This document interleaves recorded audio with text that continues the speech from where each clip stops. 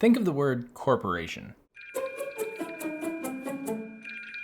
If you've ever had a job, it was likely that a corporation employed you, which meant waking up, getting ready for work, and commuting on the highway or the subway to an office space downtown where you have a boss and work with other employees.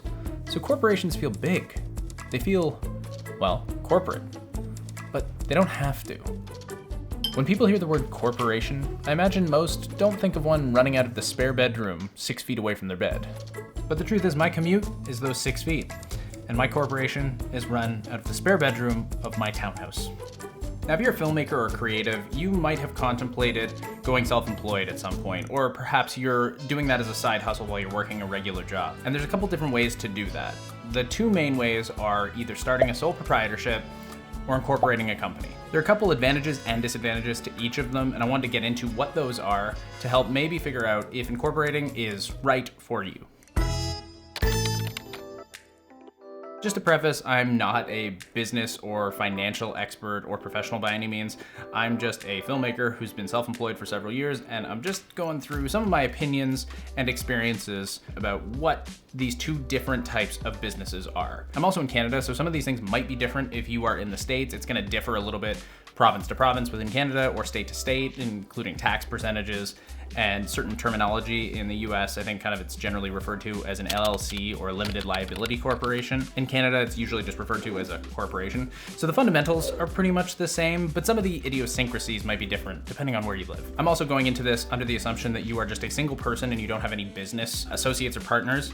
That tends to complicate the process. It can incur legal fees. It's a bit of a different situation if you've got multiple people starting a company together as opposed to just you being a self-employed individual on your own, whether you're incorporated or a sole proprietor. So what is a sole proprietorship? It's basically the simplest way to start a business. If you start working for a client and they pay you, then you are now a sole proprietorship. It doesn't really cost anything to start up. You might need to pay for like a business license, depending on where you live, but that's not always necessary.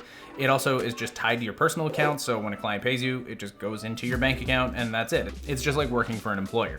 And a corporation is essentially a fully separate legal business entity. It has its own bank accounts, independent of its owners. It pays a separate tax rate from individuals and kind of operates as its own living legal being. So why did I go from sole proprietorship to incorporation? Well, the biggest reason, and this is the one most people tend to do, is taxes. So as I mentioned, if you're operating a sole proprietorship, you are using your personal accounts. You are being paid by your clients and it's going into your personal bank account. Now, that income is considered personal or employed income. It's just labeled as self-employed, which means that it's subject to the same tax rate that individuals are taxed at when they're employed. Corporations, on the other hand, tend to be taxed at a lower tax rate than individuals. The reason for that being, governments want businesses to pay less tax so that they foster more growth. Maybe they hire new employees or expand the business, and instead of paying money to the government in taxes, they put it back directly into the economy and stimulate it further. Now, of course, that opens a lot of tax loopholes for people to hoard money in their companies, but we're not really gonna get into the politics of that. So the corporate tax rate is gonna be different depending on what province or state you live in. But in Ontario, the corporate tax rate is only 11.5% for any small business netting less than $500,000 per year that doesn't do manufacturing. So whether you're making $30,000 in your incorporation or $500,000, you are only paying 11.5% in corporate income tax. So using those income totals as an example, I'm gonna break down what a corporation would pay for making that much and what an individual would pay as a sole proprietorship. And I'm gonna look at my computer because I did not memorize these numbers. So if a corporation makes $30,000 per year, they would pay $3,450 in corporate income tax. And if they made $500,000 in a year, they would pay $57,500 in corporate income tax. But a sole proprietor or an employee making that amount would pay a very different tax rate.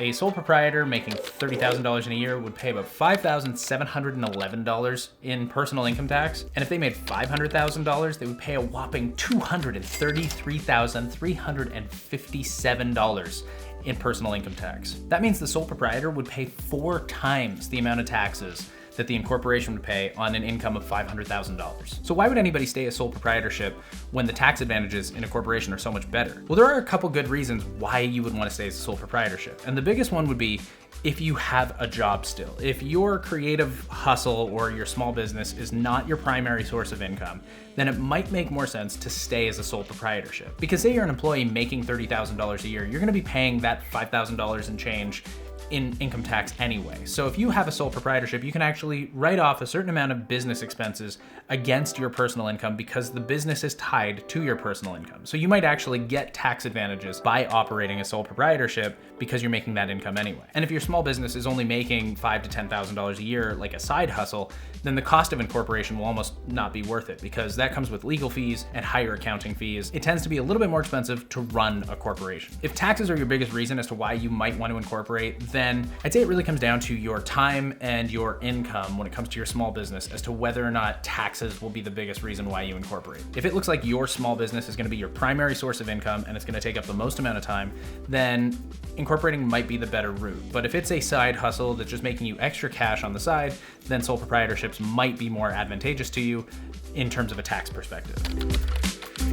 So I mentioned earlier that corporations have their own bank accounts and pay their own taxes, which means that when you're working for a client through your corporation, they're writing checks to your company, not you personally, which means that it goes into the company's account and that money is owned by the company.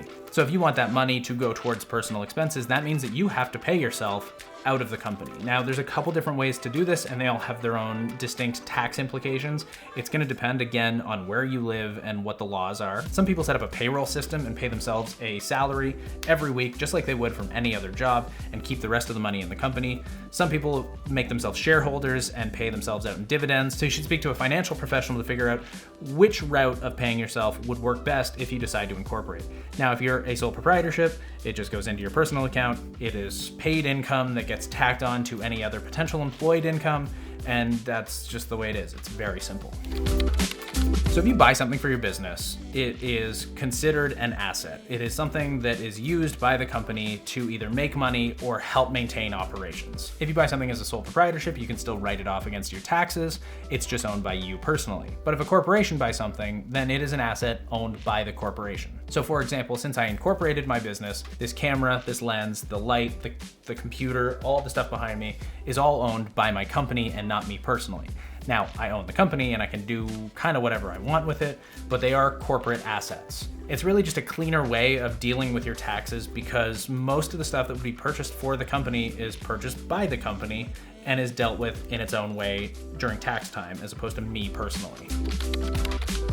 So say for whatever reason, you want to close up your business. Say you get a full-time job that's going to pay crazy benefits and that's what you want to do, or you've just decided working for yourself isn't the greatest thing. You don't want to do it anymore. When it comes to a sole proprietorship, you literally just stop. You're just like, no, I'm done, and you shut it down. You might have to shut down like a sales tax account if you have one, but other than that, it's pretty simple. However, since a corporation is a separate legal business entity, it's going to incur some legal fees. You're going to have to go to a lawyer or paralegal and shut everything down on the books, so it's not a cheap venture to shut down a corporation. Now, everything I've laid out here is very simplified. There's a lot of nuance that goes into running a business because it will depend on where you live, what your financial and personal goals are, whether or not you have business partners or you're the only person running it. So you're gonna need to do some research into how these things apply to you and figure out what your goals are for your business and whether or not it makes sense for you to incorporate a company or remain a sole proprietorship. As laid out, there's advantages and disadvantages for each of them, so it's up to you to figure out which route works best for you.